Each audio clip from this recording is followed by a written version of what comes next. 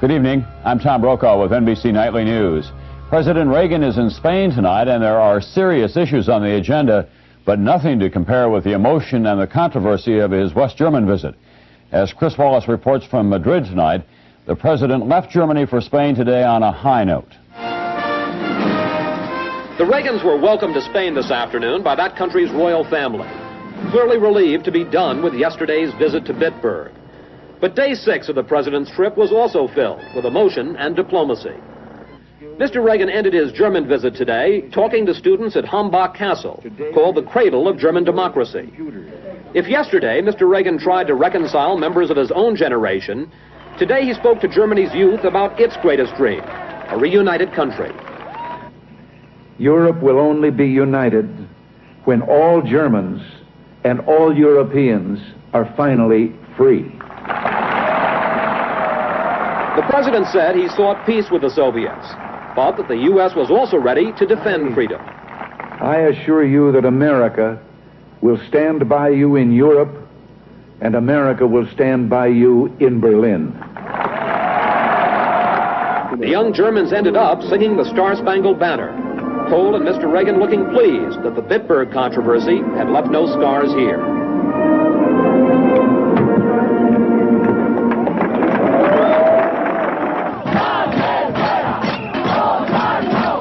If Germany went well today, Spain is proving surprisingly tough.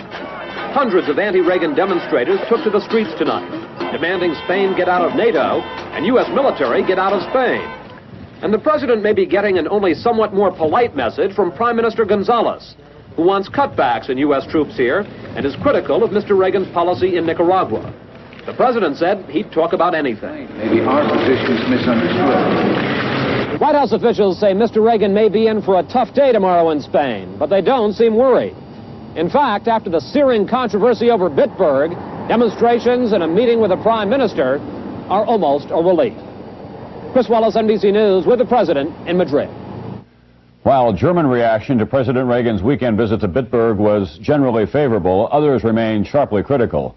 Israeli Defense Minister Itzhak Rabin said the Jewish people would never forgive President Reagan for equating Nazi soldiers who died in the war with Holocaust victims. And the Soviet Union today described the president's visit to a German military cemetery as an attempted reconciliation with fascism.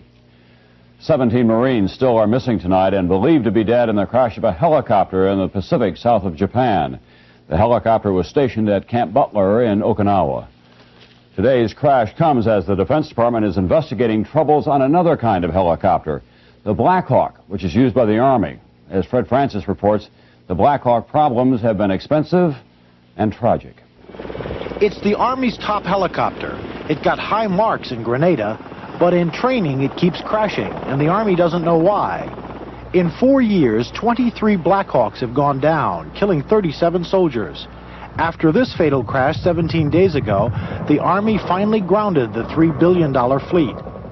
The 638 helicopters have been stripped and inspected. An Army official confirmed that the inspectors are searching for some random technical problem, probably electrical, but so far they haven't found it. Prior to the grounding, the Army blamed half the crashes on pilot error. Now even that is in doubt. Industry specialist Frank McGuire. Fatal accidents have involved chief warrant officers who are in their 30s. These are not hotshot kids out of flight school. A titanium pin which holds the rotor blades to the helicopter may have cracked in the latest accident. But McGuire and other specialists suspect that another problem may involve the rear fin stabilator, which can be damaged if the helicopter has previously been landed improperly. What we're talking about here are aircraft that are flying along straight and level at 100 feet altitude and suddenly dive into the trees or the ground.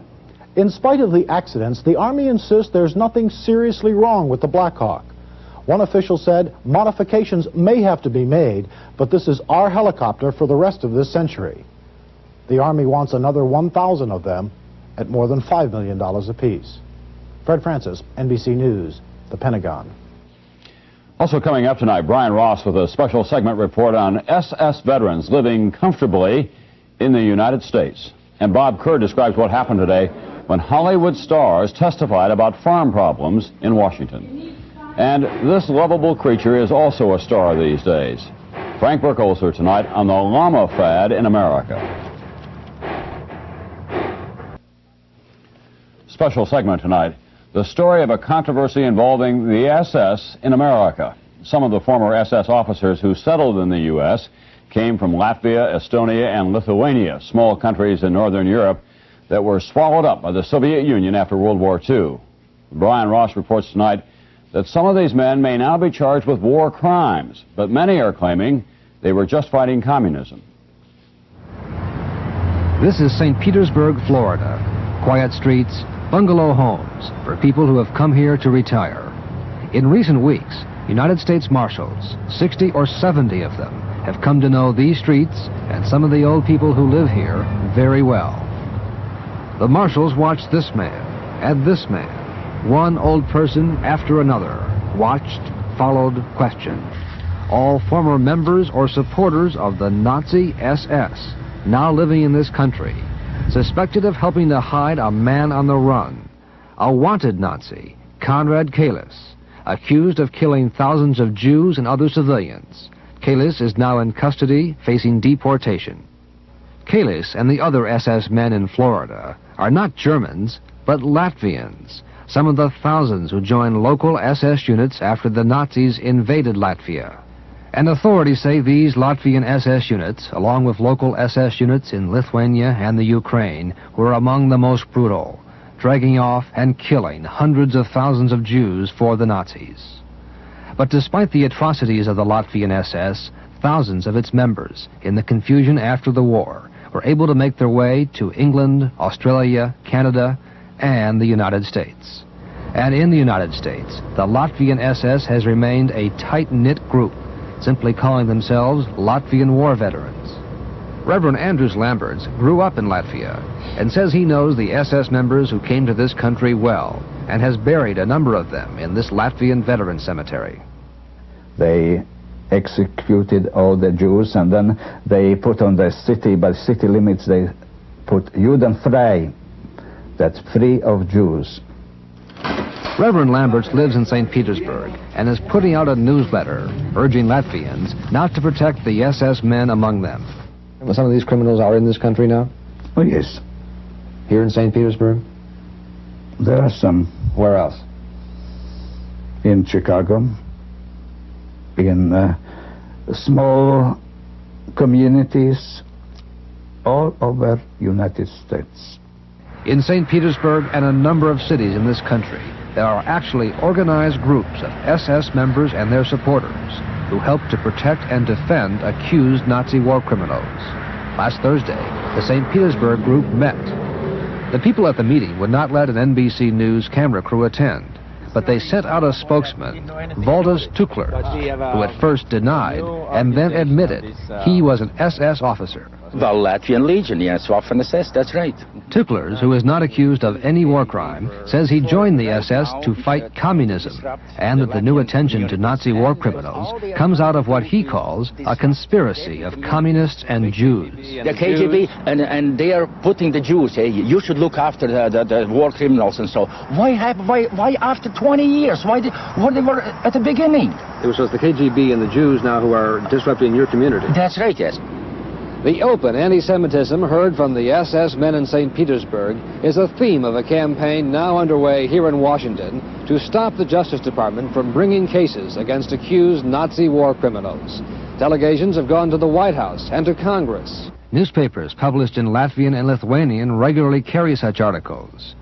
Just recently, a group of Latvian SS officers even wrote Attorney General Mies saying, quote, "By this persecution of war criminals, the Jews want to divert attention from what the SS officers called Israeli war crimes." Sir, can we talk to you for a minute? These men in St. Petersburg say their lives should not be disturbed because of what happened more than 40 years ago. I go home, I don't nothing. What is your name, sir? No comments. After years of relative obscurity, members of the Latvian SS and their supporters here in St. Petersburg are getting a lot of attention, and they don't like it. Brian Ross, NBC News, St. Petersburg, Florida. The Pentagon reported today it is now sending 24 U.S. military advisors to Costa Rica. Costa Rica has no organized army. These advisors will train a special rapid reaction battalion of the Costa Rican Civil Guard.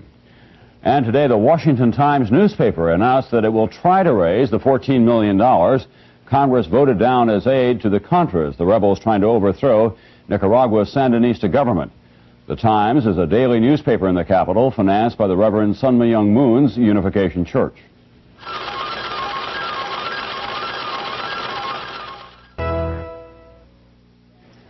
They pleaded and they cried today as they described how times are tough on the American farm, and some who heard them nodded and cried as well. But these three farm witnesses are really farm stars: Fonda, Spacek, and Lange, summoned to testify at a meeting of congressional Democrats. Bob Kerr reports tonight that Republicans were not impressed. Hard times in the Farm Belt. Today, another farm equipment company was shut down. Hard times. Lately, the stuff of Hollywood. Who's gonna be next? In country, Jessica Lange was aided by farmers who tried to stop foreclosure on her farm. So you can take our equipment. Tomorrow you can come out here and you can haul off all our stock. But when you come out to pull us off this land, you better come with more than a piece of paper. Because we're safe. We're safe right here. Hollywood drama. Today, House Democrats tried to take advantage of it. They invited Jessica Lange, Sissy Spacek, and Jane Fonda, who've played farm women, to dramatize the farm issue. We have to give farming back its hope. We have to give it back its future, because these farmers are our hope. The Reagan administration practices a double standard regarding free enterprise. They want to subsidize silos for MX missiles, but not for family farmers. They are in pain, and it is heartbreaking as they watch their boundaries disappearing.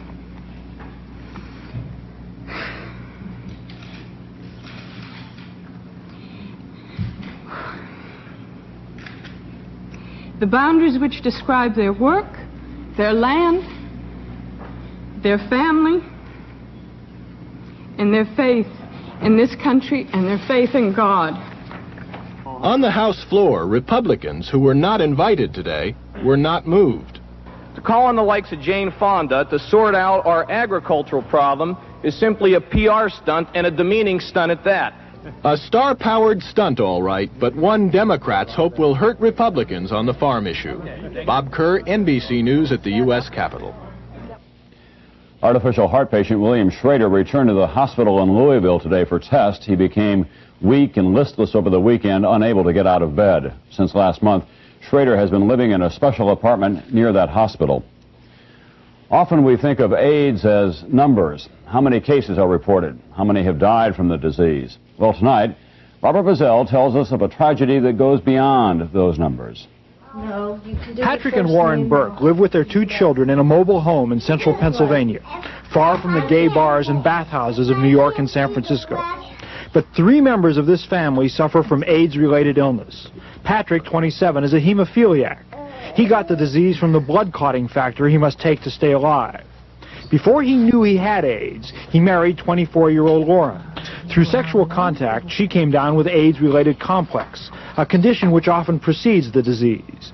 Before she knew she was infected, she gave birth to their son Dwight, now a year old, who has AIDS. He got it from his mother's blood in the womb.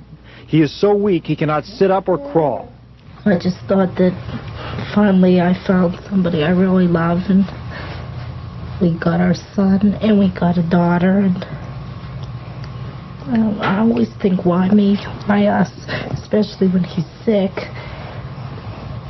He suffers a lot, and that hurts a lot. 4-year-old Nicole, Lauren's daughter of a previous marriage, is not sick. There is almost no chance she will catch AIDS from normal household contact. But for her parents and brother, there is no cure for the often fatal illness. Patrick is now too weak to work, and Lauren works only part-time. AIDS remains a disease primarily of homosexuals.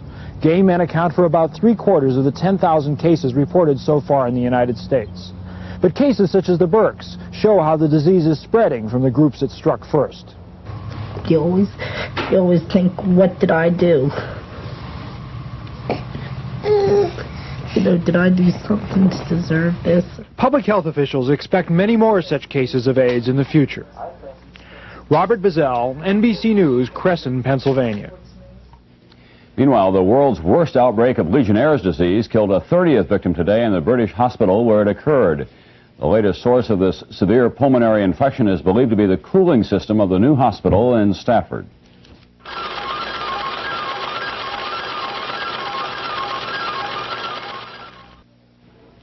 NASA's Zoo in Space, the shuttle Challenger, came down to Earth today at the end of its 7-day scientific mission, a mission that space officials described as being fantastic.